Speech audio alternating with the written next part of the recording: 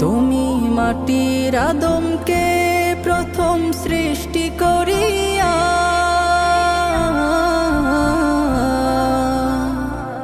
তুমি মাটির আদমকে প্রথম সৃষ্টি করিয়া ঘোষণা করিয়া দিলে শ্রেষ্ঠ বলিয়া, তাই নূরের ফেরেশতা করে আদমকে সিজদা, তাই নূরের ফেরেশতা করে আদমকে সিজদা।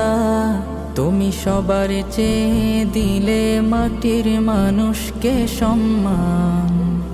আল্লাহু আল্লাহু তুমি জাল্লে জালালু, শেষ করা তো যায় না গে তোমার গুণগান।